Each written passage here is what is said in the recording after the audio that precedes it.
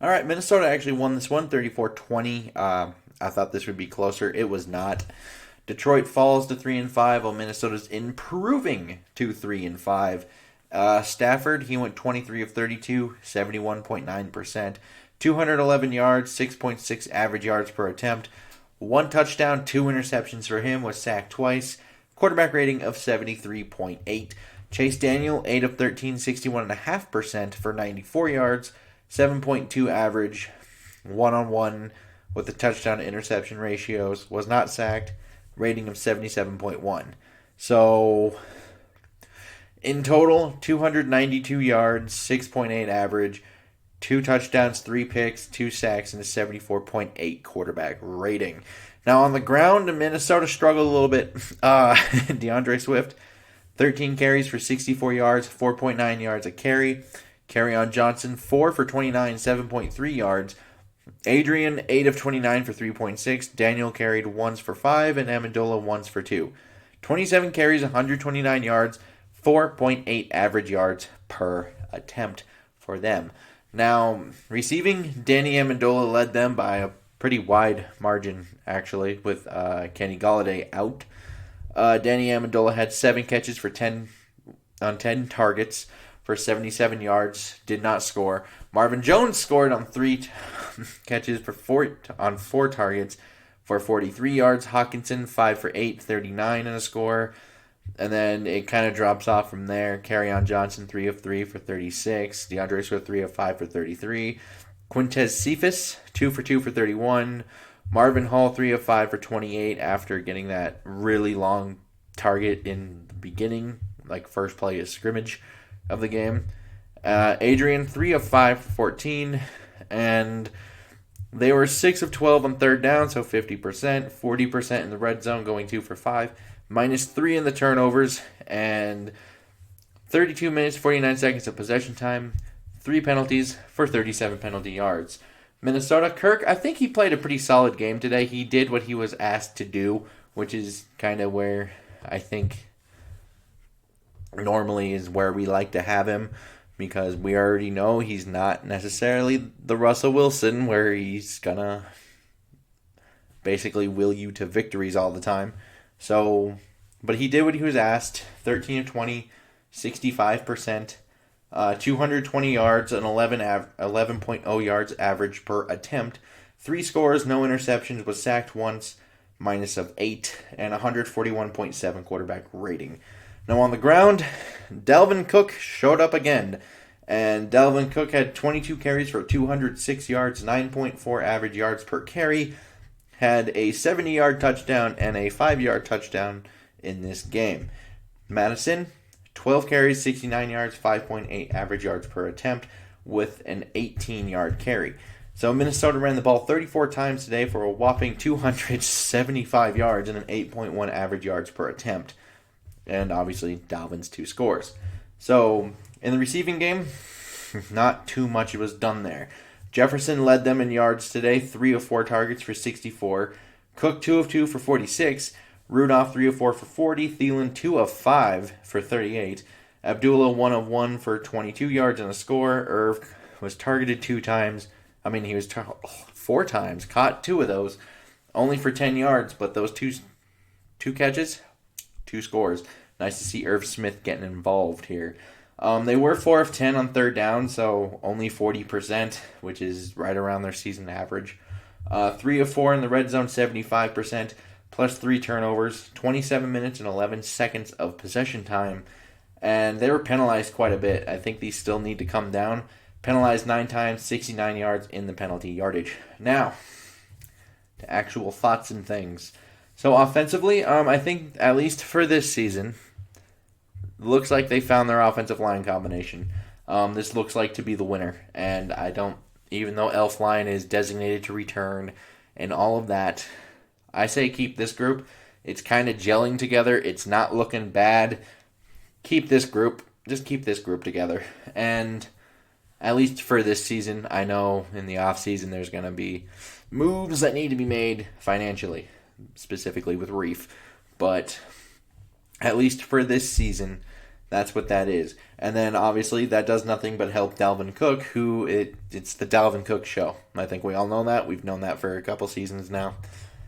Just when you come into Minnesota, expect heavy dosage of Dalvin Cook.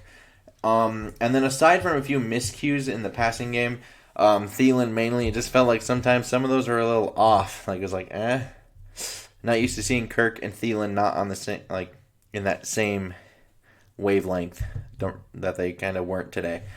And obviously the 3rd and 6 thing with Kirk Cousins and the whole delay of game, not a good look for a veteran quarterback. And overall, aside from those, this is kind of the offense I thought this could be. And I didn't really think this would be a flashy offense in terms of what you see. The only guy who's going to have a lot of yardage is probably Dalvin Cook. But at the end of the day, you're going to look at the scoreboard like, oh, they have over 30. That's kind of what I thought this could be. It looks like that's what we're getting so far these last couple of weeks, hoping to see that continue. Although you may need to look, if you're, Kubiak and all those guys on the offensive side, I would be looking for a tell in what my play action shot is going to be, or where it's going to be, or like if you have anything in there, it's like when we do this, we always do this.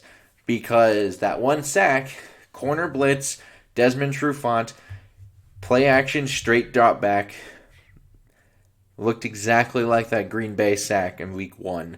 And I'm starting to wonder, maybe there's a tell there. I might go looking for it myself in this, but it's something that is somewhat of a concern. It looked really, really similar. I'm not sure if it was the same exact play, but conceptually, probably a play action shot, which was what they wanted in that first week. Now, defensively, I think they need to play the run a little bit better, but on the flip side, they didn't help them much there because they played super soft coverages and super soft boxes today, basically to protect your corners that you don't really trust in this because you have so many hurt corners.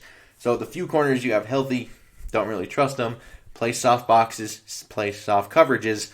You may allow over 130 yards rushing, but you are not giving up 30, 40-yard chunks in the passing game. And that's kind of the poison they were picking there. And they opted for that. This would have been a good day to have Michael Pierce, I think, just because it makes those soft boxes more effective at the very least. And Eric Wilson, good to see him to continue to make some impact plays here.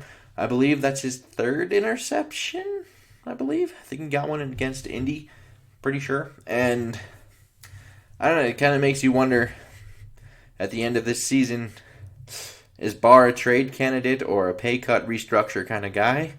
Possibly, if he continues to actually make these impact plays, because Eric Wilson is in a contract year. Eric Wilson doesn't cost as much as Anthony Barr, nor will he. His Barr is right around $15 million. It's a lot of dollars for a linebacker. And I think the edges do need to be a little better.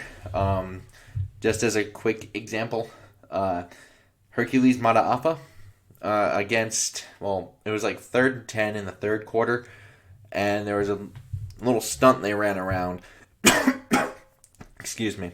But they ran a little stunt, and then Mataafa had that edge, and all of a sudden Stafford just did a little inside little move there, just a little sidestep, and then all of a sudden gain of 14 on 3rd and 10 when it probably could have been a sack for Mataafa. It's just those little things that they need to be a little better at, just a little bit more aware, and these things typically come with playing experience. Mataafa is actually transitioning from the interior out to the edge, so hopefully that will continue to improve on that front. But overall here, I don't think we can complain too much. I think the special teams unit was pretty lucky today. This game wasn't all that competitive because in a competitive game, they had a poor snap hold situation go on that caused that missed extra point. And then you obviously have the 2 blocked punts. In more competitive games, that can cost you the game. So you don't like to see those. You need to kind of fix that, go into there, fix all those problems, or at least attempt to. And other than that, I think I actually kind of like the progression of things just overall here. And the biggest thing would be need to get some of these corners healthy. That way, maybe you don't have to give up 130 yards rushing or choose to give up over 400 yards in the pass game, because that is not a fun game to be playing. And against some of the better teams, they may be popping up here. Although, yeah, it's something you definitely would like to have. Kind of outmanned there at the corners position.